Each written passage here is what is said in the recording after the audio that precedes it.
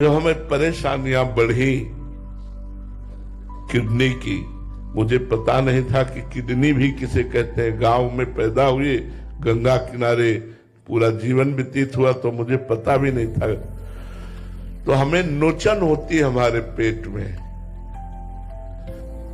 तो बलराम भैया ब्रजवासी हैं, हमारे पास 1 रुपया नहीं रहता था और ना है, आज भी नहीं है 1 रुपया।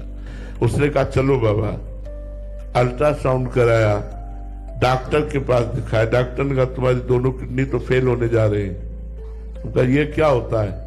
बोले वो अंग होते हैं जिनके फेल होने पर आदमी मर जाता है। अब हमारे दिमाग में बात बैठ गई। एकांत में आए, उस समय अचल विहार में रहते थे। एकांत में आए और बहुत रोना आया कि 11 वर्ष की अवस्था से भगवान ने निकाल दिया। नैष्ठिक ब्रह्मचर्य महावाक्य सन्यास के मार्ग से होते हुए वैष्णव मार्ग में लाए। अभी मुझे राधा रानी के मार्ग का तो कुछ भी अनुभव नहीं है।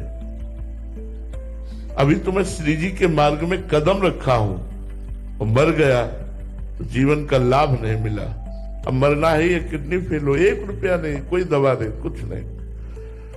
बहुत रोए और वो आर्त भाव प्रकट हुआ कि अब हृदय निर्मल तो था ही, साधना करते थे। आर्त भाव, एकांत में आर्त भाव से प्रभु मुझ गरीब से अब आपकी आराधना भी नहीं बन पाएगी। बहुत, बस वही चमत्कार प्रकट हुआ हमारे जीवन का। जो आप पूछ रही है गुप्त बात है, वही चमत्कार प्रकट हुआ। शाम का समय था, उसी समय महारानी जी की कृपा हुई और उनका साधना मेरे लिए की जाती है ना। मैं कहती हूं तू मेरा है, बस उस दिन से जैसे हमारे हृदय में बर्फ की सिल्ली रख ली गई हो। बस वो शब्द महारानी जी के, साधना मेरे लिए की जाती है ना और मैं कहती हूं तू मेरा है, बस हृदय नाच पड़ा। और उस दिन से शोक, चिंता, भय, दुख सब मिट गए। आज आप खुद देख लीजिए, लौकिक और पारलौकिक दोनों तरफ से हम सुखी हैं। कोई पानी देने वाला नहीं था भाई, और आज आप देख रहे हो भीड़ ही भीड़ है हमारे संतों की। 1500 सब नौजवान संत भगवान सेवा में है श्री जी की। ये महारानी जी ने वो आर्त भाव, जैसे द्रौपदी जी ने देखा कि अब मेरी भुजाएं भी काम नहीं करेंगी। पांडव तो गर्दन नीची किए हैं, भीष्म आदि उत्तर नहीं दे रहे, 10,000 हाथियों का बल रखने वाला दुशासन खींच रहा है, अब मेरी भुजा भी काम नहीं करेगी। पुकारा, हे द्वारिकाधीश।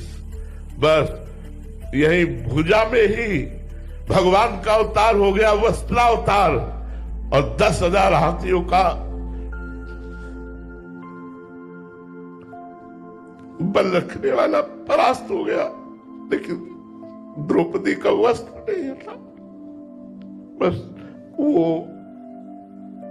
भगवान ऐसी परिस्थिति देते हैं जब किसी का आश्रय नहीं रह जाता, एकमात्र भगवान का आश्रय, तब हृदय में वो शरणागति होती है।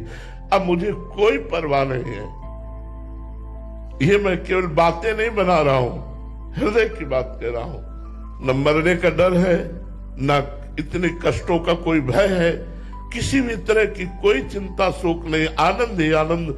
10 दिशाएं हमारे लिए आनंदमय हो गई, क्योंकि श्री जी ने मुझे स्वीकार कर लिया, प्रियाजू ने मुझे अपना बना लिया। बस इस बात से मैं निरंतर खुश रहता हूं, आनंदित रहता हूं कि यद्यपि अयोग्य हूं, फिर भी कृपा हो गई है और प्रभु ने स्वीकार किया।